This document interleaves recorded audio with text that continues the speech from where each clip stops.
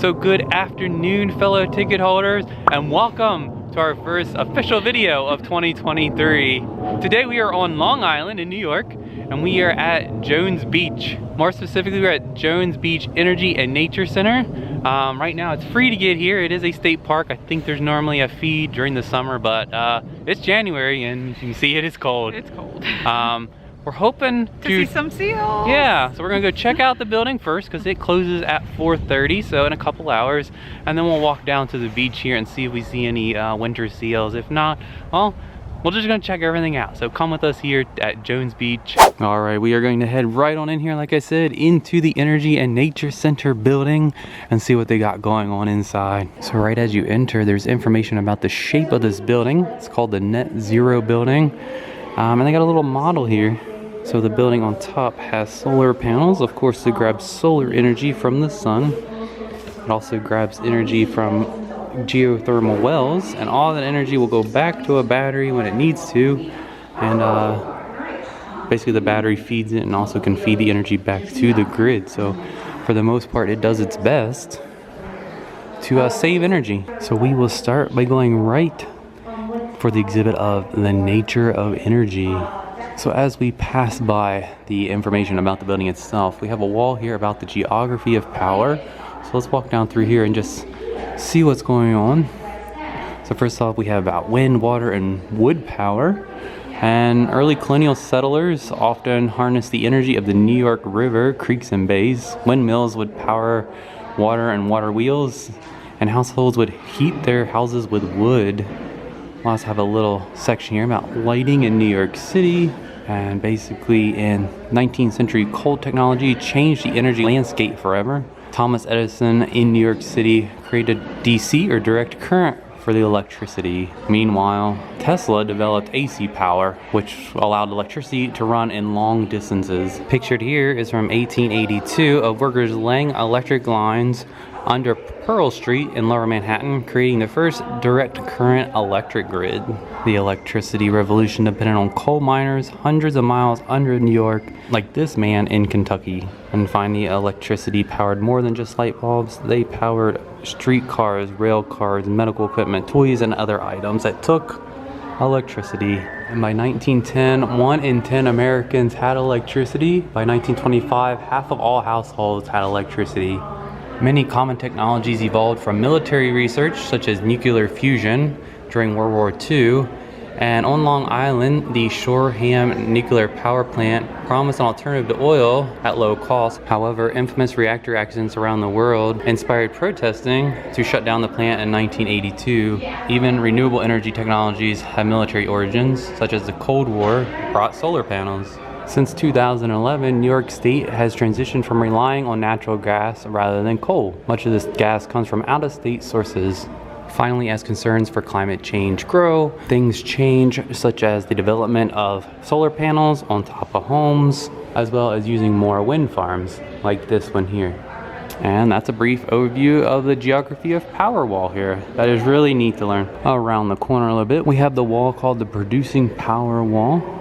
And basically it goes over different types of renewable energy like hydropower and wind power, solar power, biomass, nuclear, and back down to oil and natural gas. So I guess we go from renewable down to the traditional oil and natural gas process. And one thing that's really cool is they have a glass door here where you can see their geothermal heating and cooling system.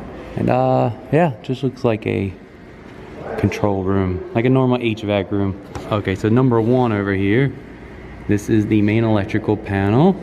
Number 2, right in the middle, this is the geothermal piping manifold and pumps. And number 3 is the reversible water-to-water heat recovery heat pumps.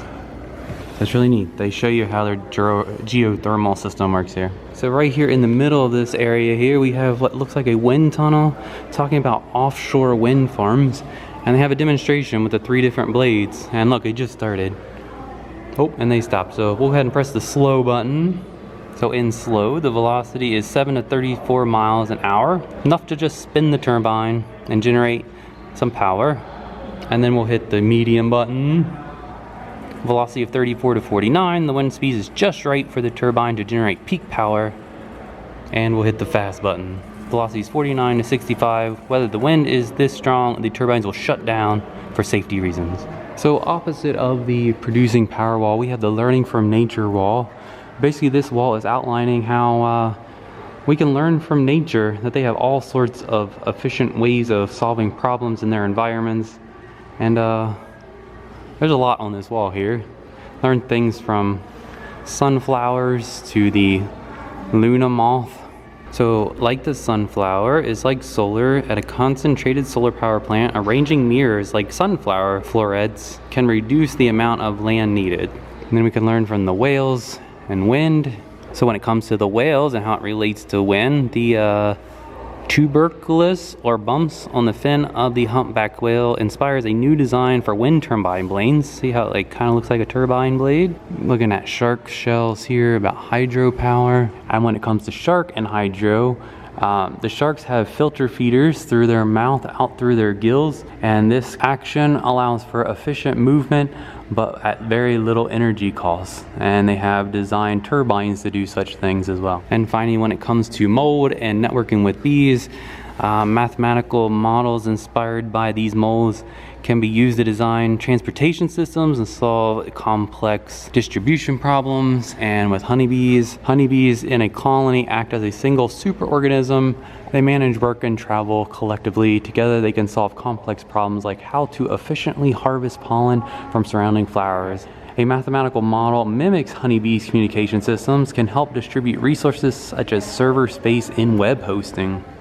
And finally, back here in this last section on this end of the building, they have a structure that would be like a home or some type of efficient building, and it's called smart building. So if we start over here, it talks about energy, how power primarily comes through wires and goes through a surge resistor at number 2 and into a transformer at 3 to then second distribution wires down on the pole like it does to your house normally. And of course, normally your power would come down the power pole and in through a meter here on the side of the house. And on top of the structure, we have the solar powers, which again will come down here to box number 1, which is the solar edge, which goes into the breaker box, which will then go into the feed where your electricity into your home. And that's what this is kind of talking about. Before we walk into the structure, it shows how different siding and things work on the outside of the house. So you have 4 layers. You got insulation, then sheathing, a rain screen, and then exterior clad, and that would be more weather efficient windows as well. If we walk inside here, here's the inside of a breaker box where the power came in. And we also have on the wall here one of the Tesla batteries that you can get that will feed the electricity into it, and they can hold it as like a generated backup is what I understand these Tesla batteries do. Inside on this wall, we have 2 different diagrams. We got the traditional transmission system and the smart grid transmission. So in general, normally power comes from a power source like a power plant to transmission, to distribution, to a consumer in their home from one point to another. And that's what you do. Now they're talking about how there could be smart grids where you have power plants feeding into the grid, feeding factories into buildings and such. You then have electrical power for electrical vehicles. You got solar panels going in, you have wind power going in, and everybody just has this very big ecosystem to not just rely on one source to consumer. Finally here it talks about smart appliances such as smart thermostats and sensors and doors and things just to cut down electricity when you don't need to use it. These guys can help as smart home appliances. And on the opposite side of talking about what you can do on the outside of your house, they do have information about it. So like insulation, there's right here 6 different types you can use, such as denim. Okay, that's interesting. I guess they redo that. Or cork, some hemp, some natural wood, cellulose, and then there's different types of wood for siding. So got that here, and of course pavement that you can do on the ground. And finally on the back wall we have the power of seasons. This basically goes through how from winter to this fall you have power consumption and average temperatures. So as the temperatures go up, power consumptions can also go up because you need electricity and stuff to do air conditioning. And as the temperatures go down, it falls in the fall, but will then start going back up again because you'll need it for the winter for heating. And just different things going on here about the seasons and electrical storms and power outages and what to do if that happened and whatnot. So a lot of information back here that can be read. So at this point we will go back across this direction and check out the other side, which I think is more hands-on for like kids and such. So let's go check that out. So this left side exhibit is called The Power of Nature. So this first wall is called Shaping the Shoreline. So basically how the shoreline of Jones Island and Long Island came to be. And before the construction of the park, Jones Beach was just a narrow slip of sand, as we saw here in this map here, and it went larger and larger as time went along. Right here we have workers planting beach grass on Jones Beach in 1931, as well as it looks like they're pumping out the water. And down here we have engineers dredging the sand from the bay to create this park. And right here we have a photo from 1937 of Jones Beach and all the patrons enjoying the beach as it has been created. And this photo here says early 20th century engineers made Jones Beach an escape for urban visitors. They raised the beach 12 feet to prevent erosion, and they used that dredged sand from the bottom of the bay. And as winds blew, they moved and planted grass to hold the sand in place. The island is made up of 3 types of things. We have amphibolite, granite gneiss, and hematite pebble concrete. In 1950s, the Army and Corps of Engineers trucked in granite stone from Connecticut to build a jetty along the Jones Inlet. The jetty would maintain a channel for slipping and recreational boating, but also extended the beach a mile into the ocean. And that brings us into the more nature section here, where they have some touch tanks and things. We'll go ahead and turn around here on this wall. We have what's called Deep Dive, covering 71% of the Earth's surface and containing more than 90% of the biodiversity. The ocean greatly influences the health of the planet and the people who live in it. And outlined here on the bottom half of the wall talks about things that are in the ocean and their normal depths. We got humans and harbor seals, sharks, jellyfish, and tunas, whales, of course like the anglerfish, whatever it is down here, and of course whales, dolphins, other fish and jellies and whatnot. But we all have to remember that we need to throw our trash and things away, because much of the plastic in our lives ends up in the ocean. So be sure to recycle or throw things away properly. On this next wall, it talks about migration and different types of animals that migrate. So assuming if you press 1, it tells you about them. So I just pressed the alewife fish, and they migrate down from the north in the Great Lakes down to the ocean. Of course, we have the Kemp's Riley sea turtles that we have seen down at South Padre Island, which would be right here, and they migrate around and up here this direction. So I didn't realize they come all the way up here. And you have all the other types of animals. Let's see where the humpback whale goes. Alright, see what the humpback whale does. Big guy right there. It looks like they migrate from down here in the Caribbean up this direction as well, up into Canada. And actually, this is why we didn't see them. They have a dial here that changes the month. So October, November, the whales actually migrate south to the Caribbean, and the turtles work their way back towards Texas.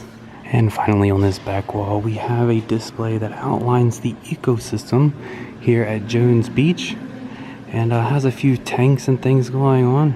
So we'll go down here and check it out. We will start down here on the left. So first, it talks about salt marshes. They're among the most ecologically rich habitats in the world.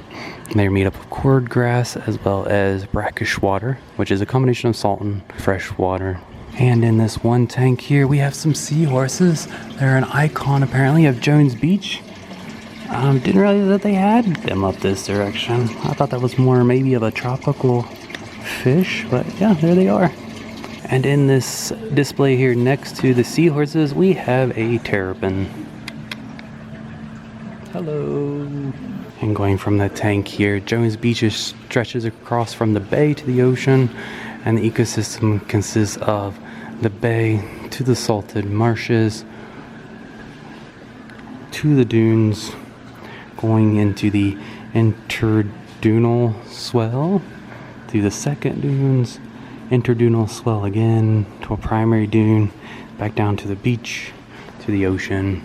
And along the way you see birds and things like the piping plovers. And you come across great egrets and snow egrets. And on the beaches you might come across a hog-nosed snake. I see him right here inside the rock. And speaking of interactivities, here you have stamps. It's kinetic sand. Oh. It feels so weird. Well, it's not even real sand, it's that kinetic sand. But you will see different footprints like rabbits and raccoons, red fox, and the great horned owl. And it's not really working right now because of that weird sand, like doesn't stick anywhere. Oh, there we go. So we got some raccoon paws there, and Vanessa made the red fox prints right there. So here in the middle, it looks like we have a wave machine, showing how waves work and how the grass actually stops this. So we'll go ahead and give this a try. Vanessa will turn the wheel. Got a little snail up here, but go ahead, give her a twirl. So we can see the waves over here are a little bit stronger. As it hits the grass basically pattens it. And over here, where our sea life lives, they barely get a wobble of water. The second thing that's over here in the middle that is touch or interactive are these little like magnifying glasses. And if we look in right here, this says it is a young starfish. We can see it in there. How cool is that? And there's a whole bunch of different slides. And we also have x-rays. So we have a baby bird and an egg here. We got a human arm, a bat, a bird wing, a dog paw, a whale, turtle fin, and some type of just mammal. Finally over here we do have a touch tank, which says you have to get permission before you put your arm in, but it doesn't look like there's anything in there. Normally there's like some horseshoe crabs or something in there, but right now we just have some little minnow fish. And if you weren't sure what a horseshoe crab was or looks like, that's what it looks like here. Apparently this is an educational thing that shows what's actually inside. So it looks like they have their nervous system and their other bodily functions inside. So that was really cool, never seen that before.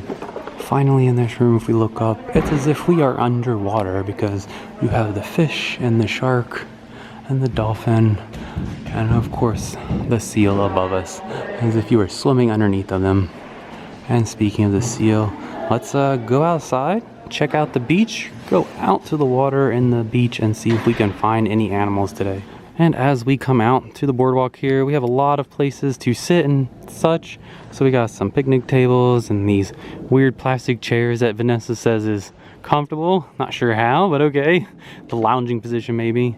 And you have some just benches for observing out to the water, which is the direction we're gonna head next. And here's the backside of the building itself. And I see down here, it looks like there's a bathhouse too. So I maybe assume that during the summer you can actually go out and use that, and as well as go out and do things on the beach. So a little bit of bearings here. Right here's the parking lot that we parked at, and this area here we'll catch on the way out. This is like a kids interactive area, but they do have a spot here for bikes to park, as well as a nice bike center here that I've seen these at the Delaware parks, where you can put air in your tires or fix something with the wrenches and screwdrivers. Really nice spot for bike repairs. But we will follow the signs to the bird viewing platform this direction. So here at the end of the road, it looks like if we went left, you go out to that viewing platform, but I believe we go straight ahead through the sand to get to the beach. So one activity that is prohibited at the beach is swimming. This little sign here says footpath this direction. So that's the direction we are going. So we are sticking to the non-water trail, trying to keep our feet clean. But as we do so, we do have the seagrass here on our right hand side. On our left hand side, we do have some sand dunes with some other sea foliage. Don't exactly know what they are called. So that's what we will describe it as. So we have come upon a little wet section here. I'm assuming when the tide comes in, it covers this area here and goes that direction. But I can also see ahead a clearing and a sign. So I'm assuming we're going to be coming to the top up here to where the ocean is.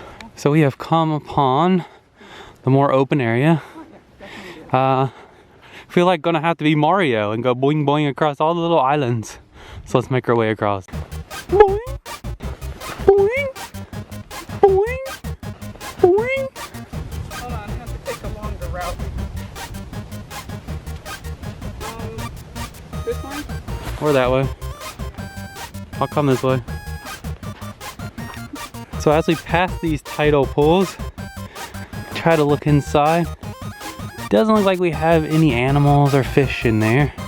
But this view right here kind of looks like an alien planet. And we have cleared the little potholes. That's really nice and pretty over here with a little bit bigger basin and the seagrass. But yeah, we can hear the ocean from here and I can see it from here. That's Star Wars moment.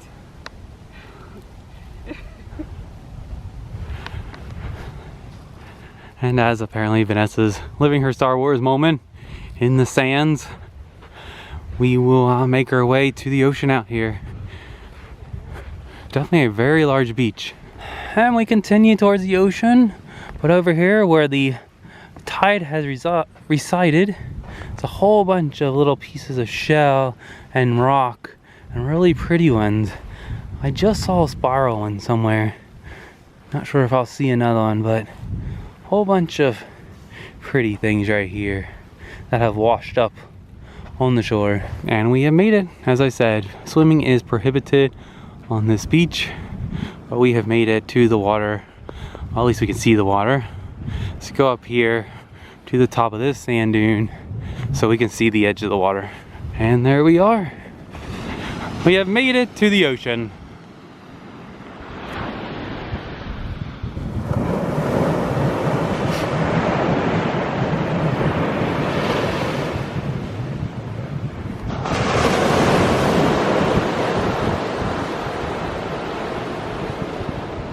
Whoa, whoa, whoa, whoa, whoa, whoa, whoa, whoa, whoa. Very close. It's gonna get you. Whoa. The ocean says be careful. It's gonna get you. A little too cold for this today. One last thing before we head back to the building. There's a sign here by the dunes. And basically it states that snow owls come and roost here. And basically to be very cautious of them and report any abuse. So I did not realize that snow owls are in this area. Learned a lot today. But yeah, let's head back towards the building and we will catch you at the little kids play area there that I showed. And we made it back to the concrete and the building. And here's a little bike path here again that heads out to the bird viewing platform, and Vanessa says she wants to go out here and see if we see any birds. So before we go back to the building, let's head down here to the viewing platform. Here we are, bird viewing platform. Let's go up this direction and see if we see any types of birds. According to this bird viewing map, we should see things as like falcons and marlins and hawks, ospreys, northern harers or hawks, sharp-skinned hawks, American kestrels, and the bald eagle, of course. And we peer out over it. There is something out in the water there, like ducks or something, a little bit too far. If you had binoculars, some more out in that water area there. But nothing really up close. There's one going on right there. So, would highly recommend bringing binoculars to the bird viewing platform as they are not actually right up close, but yeah, I can see them right out there, right in the water. All right, so this time back to the building so we can check out this kids play area real quick and end our time here. And here we are back at the museum building, and as I kept talking about, here to the right of the building from the back side we have this little play area. So we do have some picnic tables, but looks like we have some dinosaur bones. Oh, whale bones, Vanessa says. That's why I'm gonna come around. Please do not climb. Oh, okay. So I thought maybe there was a climbing display which says do not climb. Yeah. Oh, I see. So underneath of me in the concrete is a whale. And so those would be whale bones in the sand. And Vanessa's over there where you tuck in one little end and it comes out on the other. You can make your whale calls. Hello. Hello. This is Mr. Whale. Can you hear me? Yeah, you can hear me? Yeah. Ooh. And right past those whale calling tubes, we have some musical instruments, xylophones, and bells, and different things. And a little stage here for people to do performances. And over here we have like a display of limbs and rocks and leaves and bark. Guess it's just like a texture board. Very interesting. But yeah, we have Vanessa playing on the xylophone, and we have some upright bells that you can play, and little steel drums.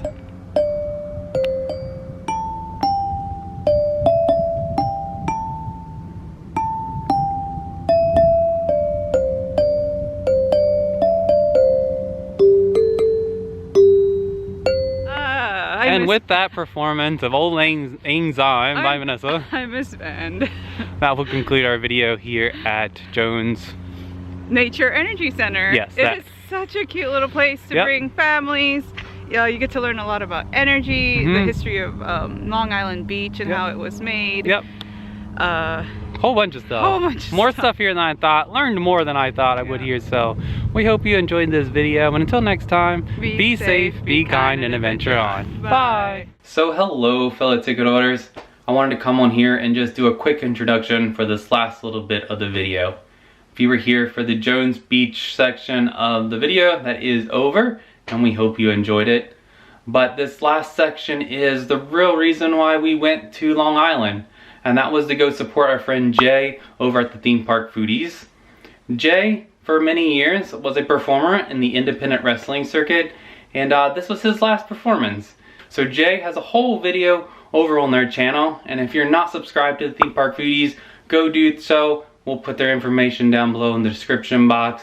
But in short, for a long time, Jay has been wrestling in the independent circuit, and in 2020, he didn't get to do his last show. So he got the opportunity to go back and perform his last performance with independent wrestling. And so Vanessa and I decided that we would go up and support him. I hope you enjoy this little montage of Jay and his last performance as a professional wrestler.